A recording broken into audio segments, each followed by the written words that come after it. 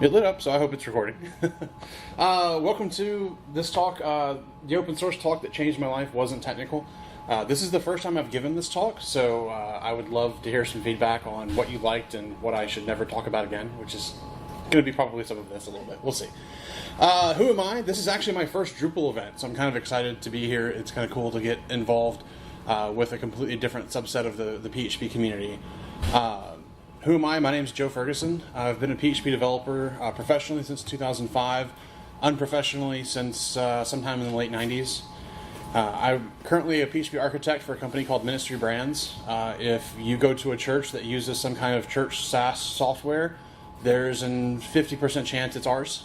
Our company has been buying up a lot of church SaaS products, so I work on a very small custom content management system that's aimed directly at churches. You can find me on Twitter at Joe P. Ferguson. I'm the organizer of my local user group. I'm from Memphis, Tennessee, so I run Memphis PHP. I'm also one of the open sourcing mental illness board members. We call it OSMI, or OSMI. We get a lot of questions on how we say it. You can say essentially whatever works. We answer just about anything. I'm also a drone racing pilot. I love racing drones, as I found out about a year and a half ago. So if you ever want to throw a lot of money into the wind and break things, come talk to me about drone racing. It's fantastic. Just not for your bank account. So a little awkward audience participation time. How many of you feel like you could talk to your colleagues about the fact that you wear glasses? Would you feel comfortable talking to your colleagues about wearing glasses? Okay. Now, how many of you feel comfortable about talking to your colleagues about diabetes, type 1, type 2 diabetes? Would you feel comfortable talking to your coworkers about that? Fair enough, right? What about cancer? Still feel comfortable talking to your colleagues about cancer? Yeah, I mean, cancer sucks, F cancer and all that, yeah. I mean, something that you could talk about at the water cooler or, maybe in passing to your coworkers. What about mental illness? How many people would be willing to talk to their coworkers about mental illness? And it's okay if you don't raise your hand. I don't feel bad if you don't raise your hand, because I'm going to show you some statistics that will make you feel a little bit better about that. And hopefully we can change that. Now, this whole little exercise is over. No more audience participation. That's totally fine. You're off the hook now. So the idea is that, yes, it's okay to talk about to your coworkers the fact that we wear glasses, the fact that somebody that we know or we ourselves may have cancer or diabetes. But we're really awkward about talking about mental health. And sometimes we just shut down, and there's this big stigma against talking about mental health in general. So a little bit about me, but there's a spoiler alert. I wear glasses. I'm sorry, I kept this from you for so long. I'm very nearsighted. If I take off my glasses, everything's a blur. So I really have to have my glasses. I also suffer from depression. I'm kind of lucky. I mean, if there's anything lucky about depression, it's the severity I have is not super severe. That doesn't mean you won't find me curled up in bed with my cats on a random Monday morning, just because I can't function that day. But I don't have it as bad as a lot of other people do, so I consider myself really lucky. But I definitely can empathize with people who have manic episodes where they just can't leave the house. I completely empathize with that. So I have days where, like I said, I'm just in the bed with the cats and we just sleep all day. There's no motivation to do anything. I've spent a lot of time working on this so I can start to identify the triggers, like what is going to really send me into a depressive state. And a lot of times I can kind of head those off, but I've done a lot of internal work to figure that out.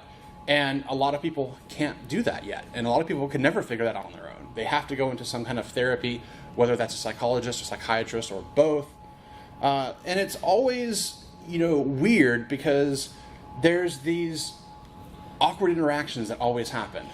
And you dwell on them. And that makes me sad that it depresses me that I'm having all these awkward interactions with people when that's just normal day-to-day life for most people is awkward interactions. I mean, most of us are geeks in here.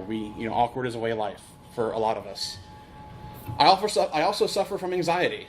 This is probably the biggest crippling one for me. It's also a weird one because everyone has anxiety. Everyone has some kind of anxiety to some degree. This is not something that I just have because I suffer from mental illnesses. I have essentially what's called generalized anxiety disorder. Which means I have fight or flight reactions at inappropriate times. Now, a fight or flight reaction in an appropriate time is if I'm about to be eaten by a lion. Then it's cool to freak out and run, or to try to kill the tiger or defend myself, whatever. If I'm being robbed, if I'm being held up, if I'm in a car wreck, that is an appropriate time for a fight or flight response. An inappropriate time is when my boss calls me and says, hey, we need to talk, but it's 4:30 on a Friday. We'll talk on Monday. I'm going to spend the entire weekend dreading Monday morning. Oh my God, what does he want to talk about? What did I do? And in replaying all these things, it's that anxiety that builds up. And I have a fight or flight response there. And that's an inappropriate time. When I go on public transportation, I also have fight or flight reactions there. Because it's like, I don't know the proper way to use the bus system, the transit system here in Portland. I'm staying with a friend of mine, so he kind of helps me navigate that through. But if I was here on my own, I would just kind of have this really extreme, I have to get the F out of here because I'm in danger. But it's just the anxiety acting up. And you also can have anxiety that's so crippling that it makes you scared to go out into the world and do things and hang out with friends, go to lunch with friends, go to user group meetups, go to conferences, let alone come and speak at a conference. So usually what I have to do is I have to psych myself up. Before I started taking meds, I was really good at psyching myself up. For me to go to a conference, it took me a week of psyching myself up going, I'm going to go to the airport. The airport's horrible. I'm going to get on a plane. I'm going to sit next to somebody that hates me because I'm big and I take up a lot of space. And I'm going to get on the flight and the flight's going to be horrible. And it's like preparing yourself for all of these terrible situations. But when it actually comes through, none of that stuff may happen. I mean, it's just, it happens, it's cool, everything works out. But it's that anxiety that makes you dread and feel like the worst things possible is going to happen. I also have mild ADHD, which is undiagnosed. I've talked to my doctor about it a little bit, and he's like, you're probably a little bit there, but if we tested you, you're probably not going to actually have ADHD. So I call it mild. My doctor made some words up that I couldn't remember, so I just say mild anxiety. And it really depends on my anxiety level. If I'm really stressed out, my ADD goes crazy. I am almost OCD to the point where, I'm making sure that I'm following my rhythm. I have this plan worked out. I have a routine for speaking at conferences. The night before, I chill out. The next morning, I do breakfast. I get to the venue a little early. I chill out. I have all of these steps that help combat and fight all of the potential triggers that may come up. So it's also causes trouble focusing. I avoid things that I don't want to work on. I don't want to go write that view because I hate writing front-end code. So I'm going to save that to last. And usually that's going to get pushed off to the end of the day, if not the next day. So the stuff that's not cool and not sexy and fun to work on gets pushed off. And that's kind of where it's bad, but at the same time, I can also hyper-focus on a problem. That really helps me, particularly from a security standpoint, where I can look at a piece of code and very easily tell you how it's going to be abused or how any possible vulnerabilities will come out of this code. Now, to fight these issues, these mental health problems that I have, I take meds. And meds aren't for anyone. Now, I should also caution you, I am not a doctor, I am not a lawyer, surprise, surprise. I'm not telling you to go take meds. I'm telling you to go talk to your doctor if you feel like you have a problem, to whatever degree. Meds worked out really well for me. I take an antidepressant called fluoxetine, which is generic Prozac. I supplement that with Xanax as needed. Like this morning, I'm doing a conference talk, time to take a Xanax so I can feel nice and level through the talk and I don't act like a giant spaz in front of a bunch of people. Excuse me.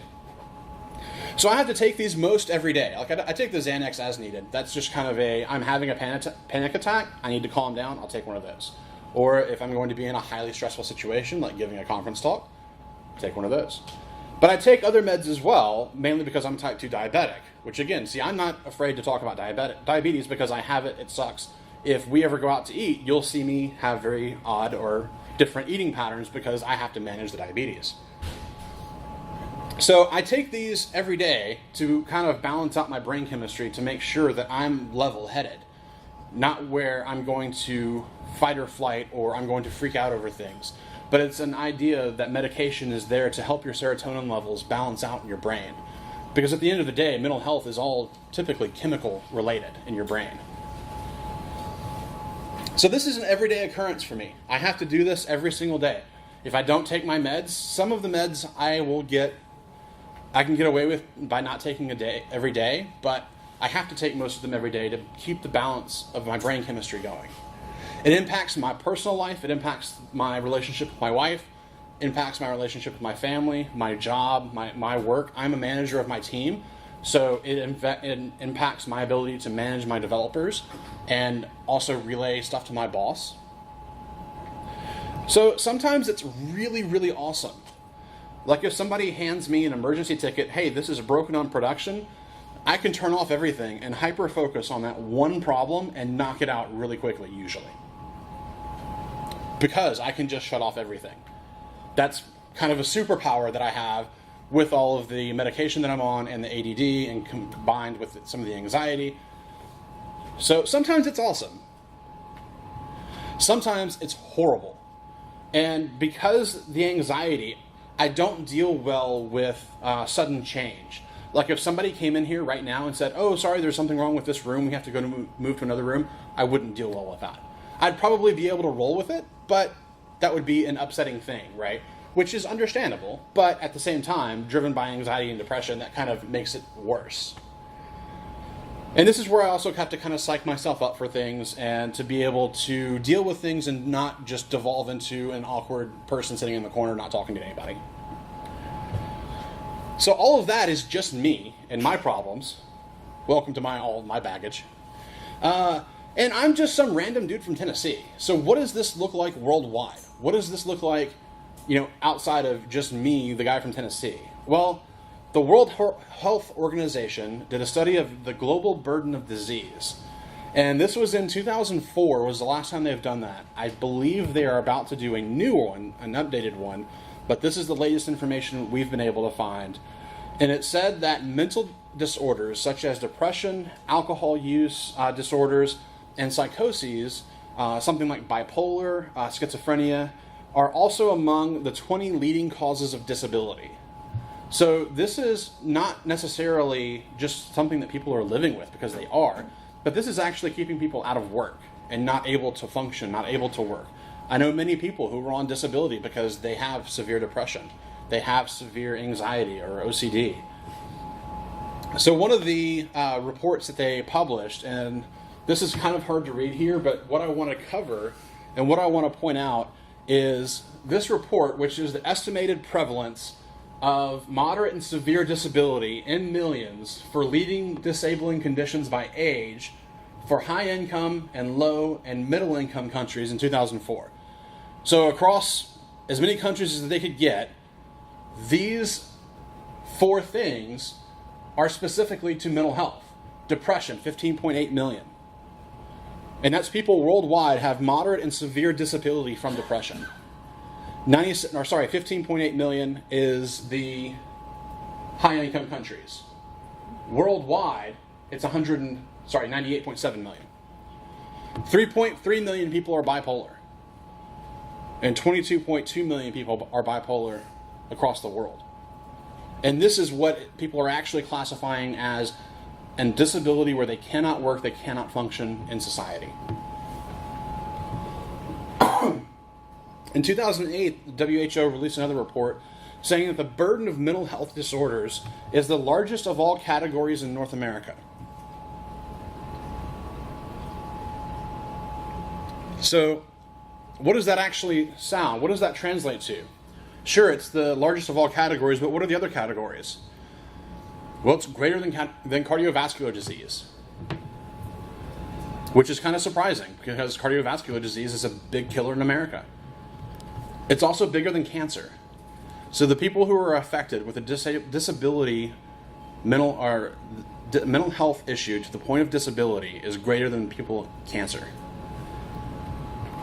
In all regions, the neuropsychotic reactions or psychiatric conditions are the most important cause of disability, accounting for around 1/3 years lost to disability among adults 15 and over. So that means the common person that is disabled due to a mental health issue is losing 1/3 of their year to the mental health, to the disability. Does anybody here get 1/3 of the year off PTO?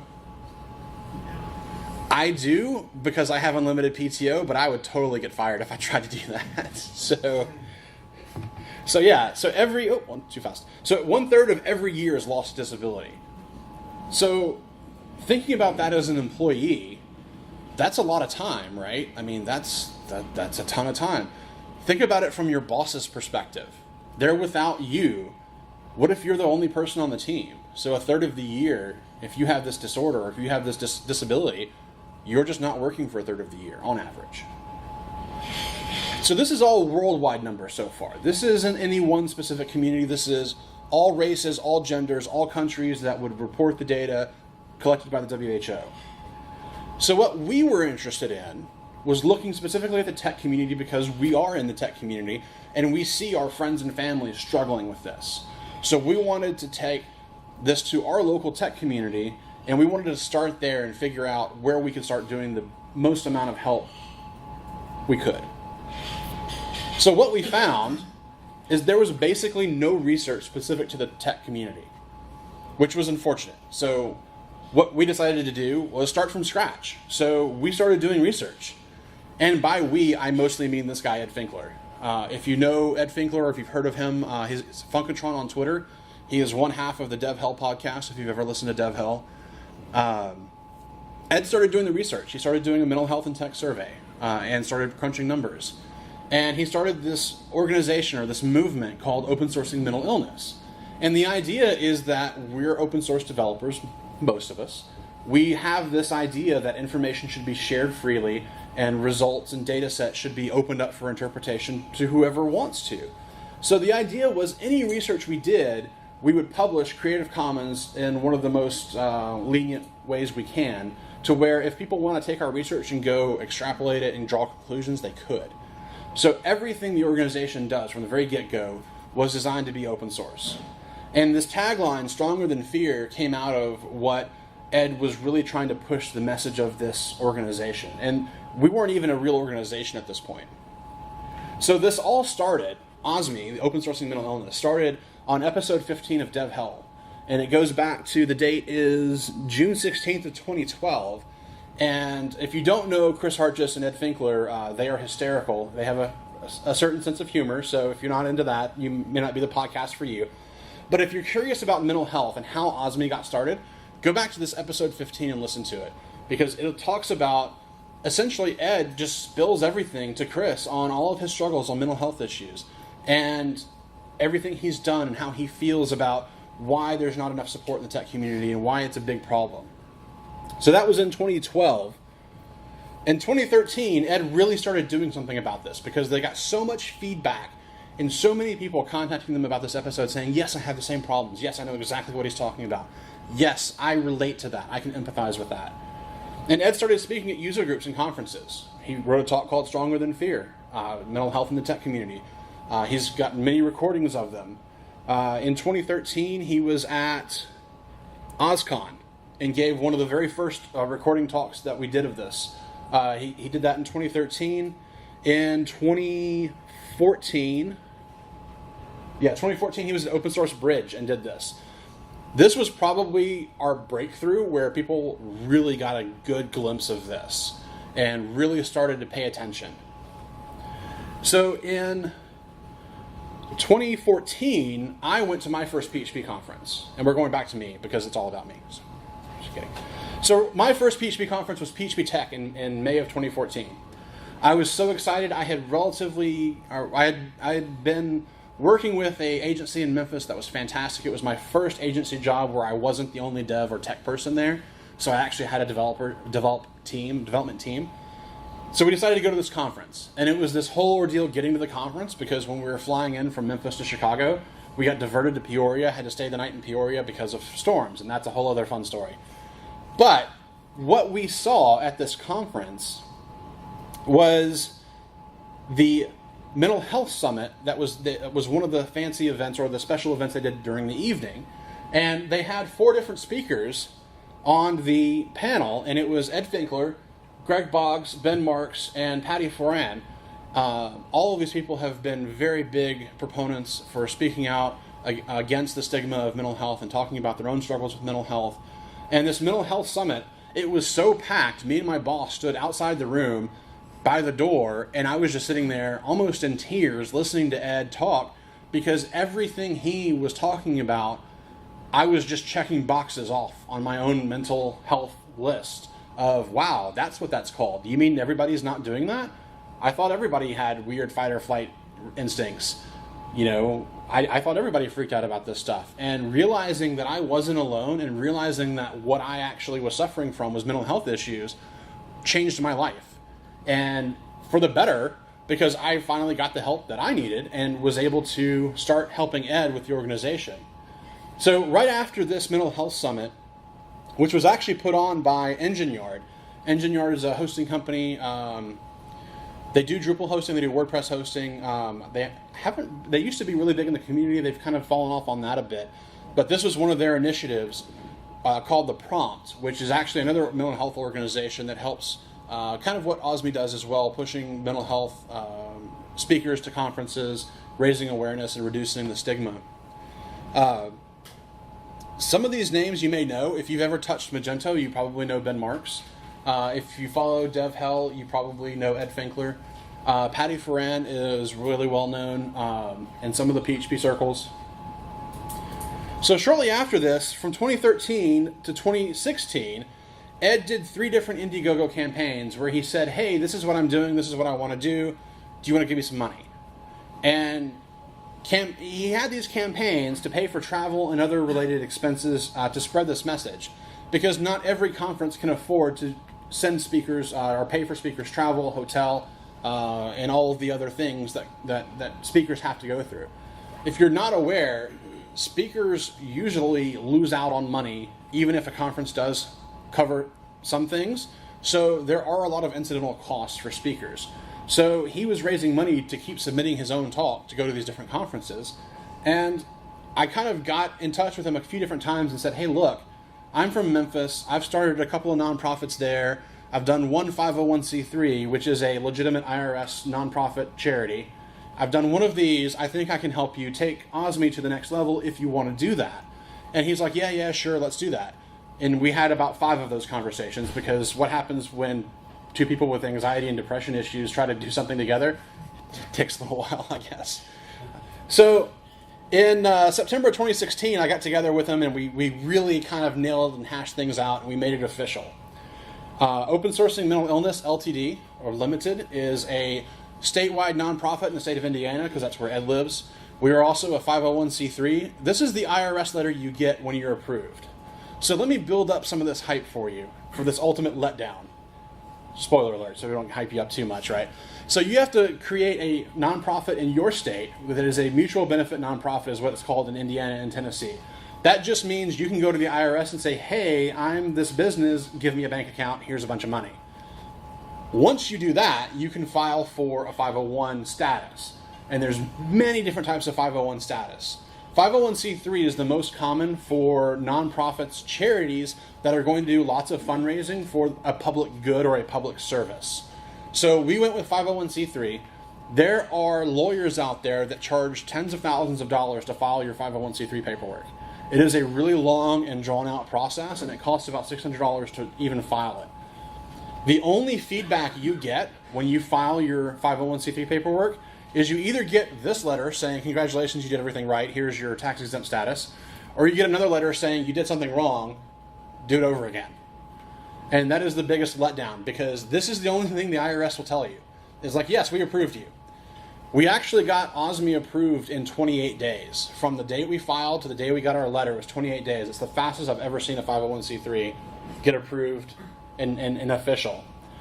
Now, that's not the end of the thing, because once you have this IRS letter, you can say, hey, I'm a nonprofit, you can give me money and it's tax deductible, and hey, all these companies give nonprofit discounts, right?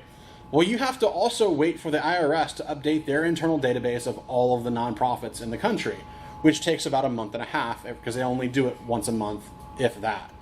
So we had to wait a little while once we got this letter to really be official, to where we were online in the searchable databases, to where donation platforms would start to recognize us and verify that, yeah, we really are who we say we are. So once we were official, we also kicked off the Mental Health and Tech 2016 survey. And this was the second survey but it was the first where we actually had some doctor input on how we worded some of the questions so we could really draw some reliable conclusions from this data. So this was compiled on 11/16 of 2016. It is based on U.S. non-self-employed only. So we only had people from the U.S. and we only had people that were not self-employed, or they worked for a company. They were W.H.O employees, essentially. So we asked them a lot of questions. One of the questions was, do you think that discussing a mental health issue with your employer would have a negative consequence? A health issue. So no, 72% of people said no for a physical health issue. 25% said maybe, and almost nobody said yes on 4. So do you think that discussing a mental health issue with your employer would have negative consequences? 36% said no, 23% said yes, 41% said maybe or we don't really know. That's kind of terrifying. This was kind of our first look at quantifiable data to show that, yeah, there's a big problem here. These aren't good answers. We asked another question. Would your employer bring up a health issue, or would you bring up a health issue with a potential employer in an interview? So if you had physical, yes, 24. Maybe 40%, 36% said no. And, physical, some of those are easier to hide than others. So some of that may have influenced the answers a bit there. So 68% said no, that they would not bring up a mental health issue with a potential employer in an interview. That is a lot of fear right there. 7% said yes. 26% said maybe. Far fewer say yes, is what we learned out of these questions. Now, having gone through an interview process and having your employer look you up on GitHub and then look you up on Twitter and then find out you're involved in this thing called open sourcing mental illness makes for some interesting interviews. I was laid off last June. I worked for a very large company, laid off last June, and immediately started interviewing anywhere I could to find a job. And I interviewed with a lot of places where they wanted to talk to me about OSME, and they wanted to talk to me about mental health. And that was really neat to see, but it was also terrifying. It was like, hey, by the way, I write PHP. I mean, in case you were wanting to hire me to do that. Yeah. I mean, I can write some code for you too. So apparently I lost my graphic here, but we asked another question. Does your employer provide resources to help you learn more about mental health issues and how to seek help? I don't have a pretty graphic here, but only 30% said yes. The other majority was they don't know. So people who had health coverage didn't know if it supported mental health or covered mental health issues or even how to start to take advantage of it. Oh, apparently I just had the slide. There's the actual slide. Bonus slide, sorry. So 30% said yes. 33% said don't know. 37% said no. So 69% either don't know or don't have access. So do you feel like, and see, I did it again. Keynote must have been messing with me. So do you feel being identified as a person with a mental health issue would hurt your career? 39% of people said yes, it would. 41% said maybe. 7 said yes, it has. 2 said no, it has not. And 10% said no, I don't think it would. I am in this 2%, know that it hasn't yet. I'm sure that I didn't get calls back on some of my interview requests because of this. I'm sure I also didn't get calls back because I like Laravel. I'm sure I didn't get calls back because I'm in Memphis and I want to work remote, right? So I'm comfortably in this 2%. I would love to be in one of these. I would love to have that one larger because I feel really bad that these people who feel like they can't talk about it.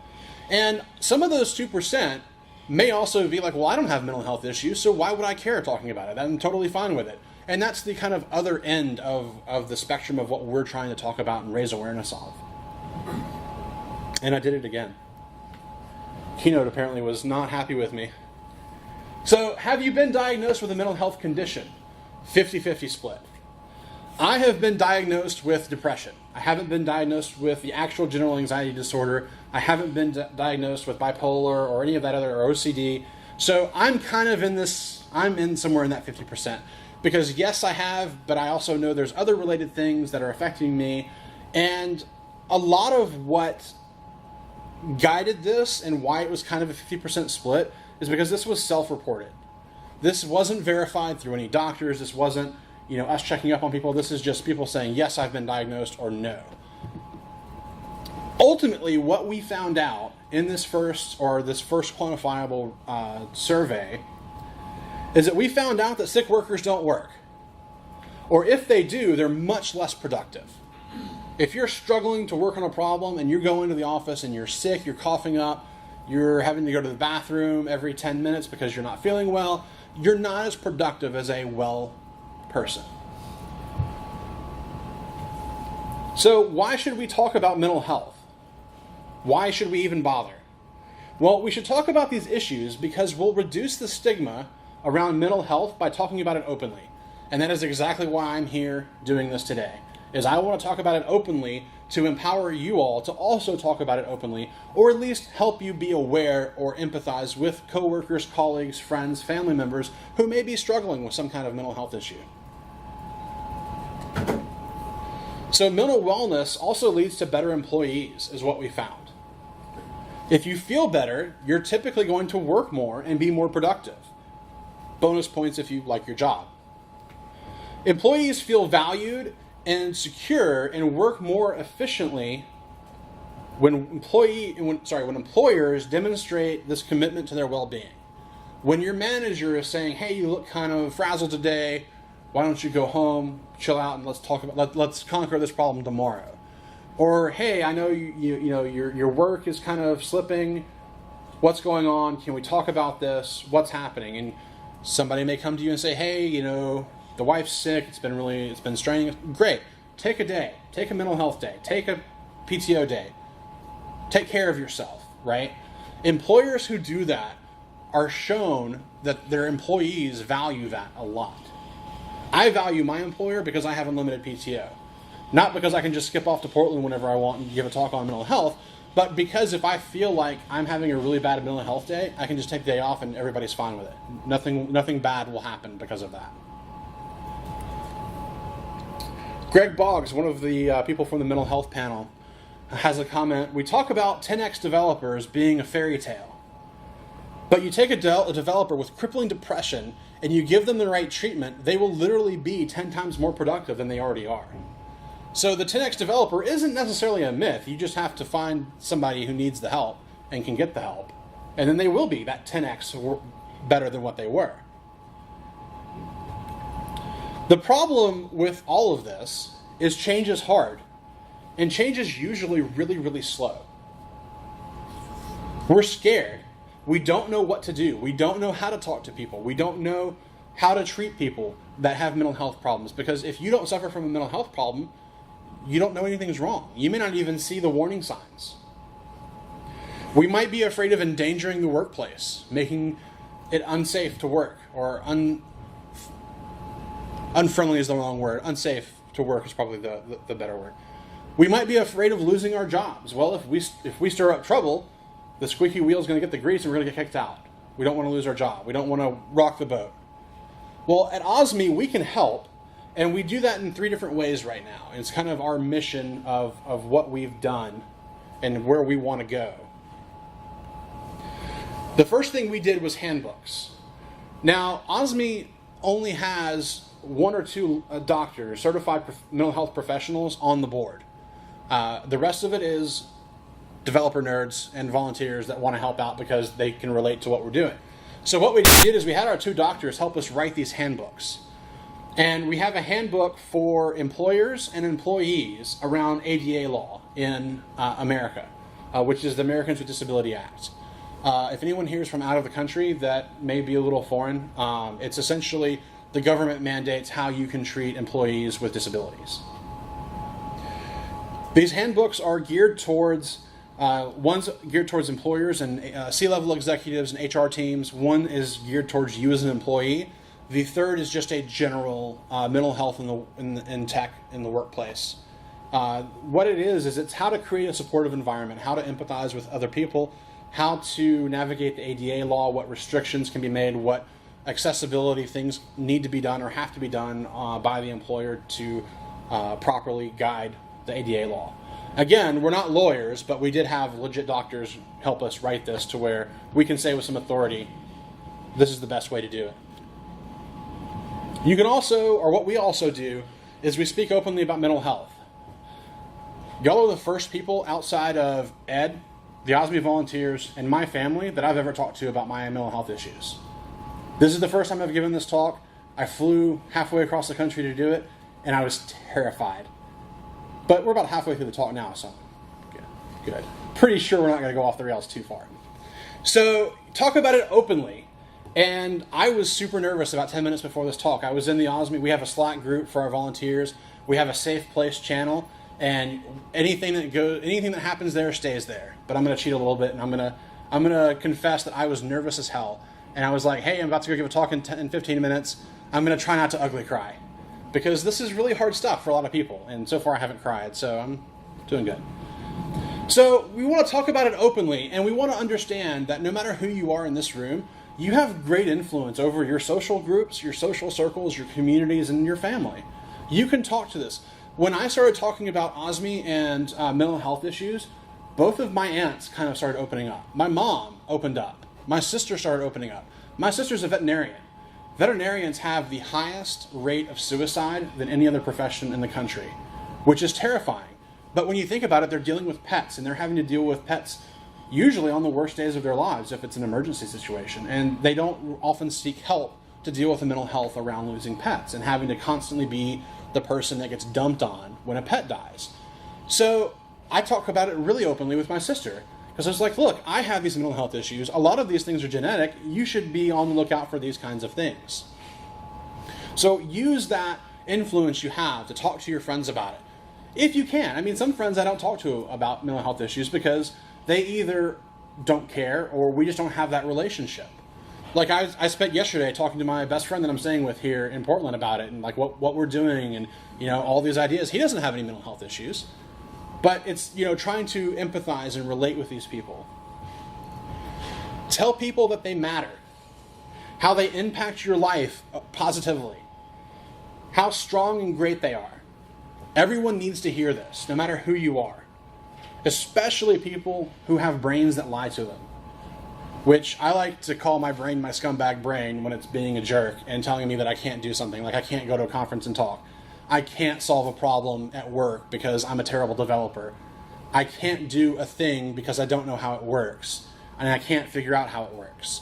So you have to tell people that it's okay. You are doing a good job. You are a good person. You are okay. There is light at the end of the tunnel. If anybody knows Chris Hartjes, if you follow him on Twitter, he's very big on testing. And every so often, I kind of catch myself either telling my team or using a quote from him to my team on testing. And whenever I do that, I always try to take a second, if I have it, to go and send a DM to Chris and say, I just told my team this, I hope you're proud. And he usually is. And you have to tell people like that, right? I work a lot with Laravel. I work a lot with Slim PHP. I message those maintainers a lot privately and say, hey, look, thanks for what you're doing. I appreciate it. You made my job easier today. Tell people that you appreciate them, even if they don't have mental health issues. Everybody loves to feel appreciated. Now, the important thing to remember here is numbers tell us facts. Stories tell us why we care. And the facts are clear. And that was the 2016 survey. We just finished the 2017 survey. We're still wrapping that up. I'm hoping the numbers will improve and in the favor of people being open to talking about mental health issues, hopefully. The stories are what really hits us hard as the OSME volunteers. Somebody sent us in, it says, really sucks to have a brain that wants you to continually sabotage you and keeps you from reaching your potential. I relate to that a lot. I always want to go out and meet other people in the development field, but I can't get myself to go to any of the meetups or the conferences. I've gone to a one-day conference but was too nervous to talk with any of the other attendees. I left feeling like an idiot for not introducing myself to anyone. The first PHP conference I went to, all of my PHP heroes were there. I was like star-crossed. It was incredible. But breaking that boundary and being able to go up and talk to these people and find out that they're just as messed up as I am in various regards, or they're just as human as I am, and kind of step off the pedestal of the hero worship, it was really, really awesome. Somebody sent us an email that said, I deal with generalized anxiety disorder and I take the same meds you do. This was to Ed. I noticed this condition as a teenager, but I'm almost 30 now. I'm still incredibly embarrassed about the condition and most likely will not tweet about this topic out of pure shame, unfortunately. I can appreciate that. I understand. My wife knew I was depressed and had anxiety issues about 4 years before I did. And she kept telling me, go to the doctor, go to the doctor. I'm like, I'm fine. I'm working 80 hours. I'm doing all this stuff. I'm living off of terrible food, but, I'm fine. The bills are getting paid. She's like, no, go to the doctor. So I finally did and learned that, one, I was diabetic, and then two, I had some mental health issues that I needed to start some medication on. So I got the big, giant smack in the face when I went to my doctor. Hopefully, if you have family or friends that are going through this, they don't get hit that hard like I did. Ultimately, what it comes down to, our communities are about people, whether that's the Drupal community, the Laravel community, the PHP community, the community at your local gym, at the grocery store, your neighborhoods. It's all about people. Especially in tech, communities are not about code. And there's a big discussion. If you follow some specific people on Twitter, you'll notice there's a lot of discussion back and forth between you are not your code. Well, if I'm not my code, then why are people judging me for my code and treating and judging me as an individual over my code? Well, however you feel about that argument, code is what motivates us to do things and share things and do cool things, but it's not what defines us as an individual. I will never be a Laravel developer. I am always going to be a developer. PHP is a tool that I use. Laravel is a tool that I use. WordPress is a tool that I use. I've used Drupal as a tool. These are all tools in my tool belt. But I don't limit myself to one community because there's too much other great stuff out there. And it's also not about the code. The code I'm using today, the hot thing of the day, isn't going to be hot in 10 years, potentially. We're going to be changing. We're going to be going to different areas. So it's not about the code. It's always about the people. A lot of people suffer in silence. Our community, our colleagues, our friends, our people, geeks in general, developers, these are our people that are suffering in silence. And sometimes, sadly, they disappear. A few nights ago, we found out that an OSME volunteer, a friend of hers from college, committed suicide because that was the last, or completed suicide is the proper way to say it. She did that because she was working at a Bay Area startup. Unbelievable amount of pressure. She couldn't get the help she needed. She didn't know she needed help. She completed suicide. And that's terrible. That's awful.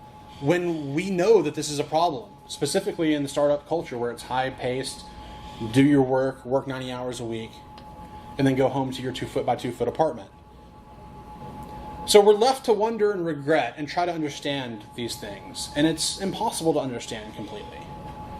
So some people we can save and some we can't. That's just a fact of what we do. And let me tell you, I have gone to several conferences the past 2 or 3 years, and OSME will have a table where we can afford to buy us a vendor's table at a conference. And people will come up to you and tell you about suicides, their family members, their kids, their parents committed suicide or completed suicide, and it is heartbreaking. I was not ready for that. And there were a few times I just went and hung out in the hotel room for a couple hours just to deal with that. Because people will come in to you and unload. And if you're going to talk openly about mental health issues, be prepared for that. It's okay if it happens. And if it overwhelms you, that's okay too. The important thing is to empathize with people. And really, what it comes down to the people that don't get help or seek help or know to seek help, is it's usually fear that allows this. So the only reason we allow people to suffer in silence is fear. Either their fear of talking about it or our fear of asking them and talking to them and engaging them. This is the only reason we don't save more of our kin and our people, is because we're scared to empathize. We're scared to engage. I'll be the first one to admit I'm scared, but it's about beating that fear and being stronger than fear. We have to be stronger than fear so we can choose to take action, where we can meet inaction with action. We can talk to people. We can be open about our experiences and share that with other people. We can meet confusion with understanding. People who don't understand why I'm curled up in a ball with my cats and the lights off. We can meet that with understanding. And we can meet the indifference with compassion. I've seen a lot of people who don't have mental health issues. They're perfectly fine people. And they are some of our biggest volunteers and supporters. A couple days ago, Magento kicked off Magento Mental Health. And we had a couple of representatives on a podcast live stream that they did. And Matt Trask was one of the ones we had. And if you know Matt, he's a Nashville developer. He doesn't have any mental health issues. He's like, I'm an OSME volunteer because I empathize with what they're going through and the mission they're trying to do. So it's that empathy that we really want to kind of help people understand and portray. So what can you do? Well, talk to your friends and colleagues if you're comfortable enough. Start with your friends. Sometimes colleagues can be a little bit of a bigger challenge. Share OSME handbook. Share our messages. We put out different things on social media. We have tons of videos. We have a one video that we produced that is kind of cheesy in the 90s corporate video. I think we nailed that demographic, but it's for C-level people, right? It's for you to send to your boss's boss and the HR department about mental health in their companies and how to do better. And we have Ed talk for a bit. We have one of our doctors talk, and it's a lot of kind of changing the culture in organizations. You can tell people that they matter. Speak openly. You all matter. Without you all, I wouldn't be here, or I'd just be in this big room alone, and that would be a little weird.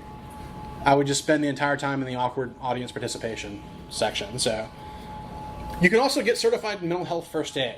This is one of the things that I really recommend anybody go do, whether you have mental health issues or you just want to find the next step. Just like people go get first aid training and CPR training, you can go get mental health first aid training. It is a standardized course. It takes 8 hours to do. You have to do, once you do it, it's good for, your certification is good for 3 years. Every 3 years you have to go take another course to refresh. Essentially, mental health first aid is an 8-hour boot camp on identifying triggers and identifying people that may be having a manic or mental health episode. And spoiler alert, first thing you do is don't go up to them and say, "Are you crazy?" That's frowned upon, as it turns out. But it gives you the tools to calm somebody down, to identify, is this person a real threat to themselves or others? And 9 times out of 10, that's the biggest thing. I was traveling around downtown Portland with my friends yesterday, and we were on the Metro. Do you call it the Metro? Is it Max? Okay. We were on that, and somebody got on, and he was just going nuts, just talking to himself, talking about how he was disrespected and everything. And I looked at my friend Dan, and Dan looked at me, and I was like, "We're all good." And Dan, after that gentleman got off the bus, Dan looked at me and goes, "What did you mean?" I was like, "Oh, he wasn't a threat. He's just agitated." But mental health first aid taught me to identify some of those things. Now, doesn't make me a doctor, doesn't make me a lawyer, doesn't make me police. I can't, don't interfere. Don't go up to somebody and be like, "You're crazy, stop this." It doesn't work.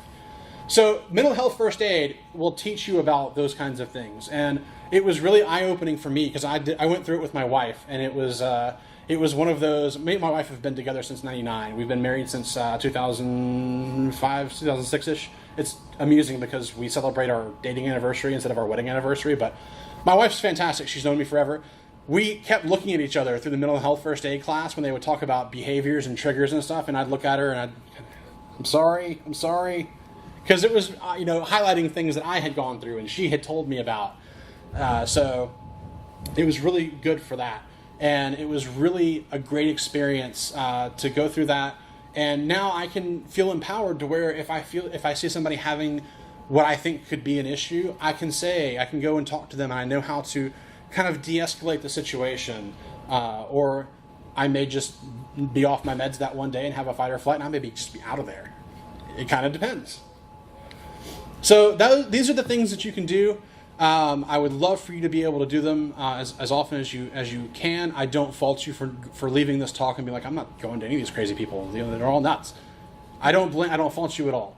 But please, the biggest thing is to talk to your friends and colleagues. Talk to your family. And if you want to find out more about OSME, you can find us at osmehelp.org. This is my contact information. Feel free to harass me on Twitter or email or IRC, or if you can find me on Slack.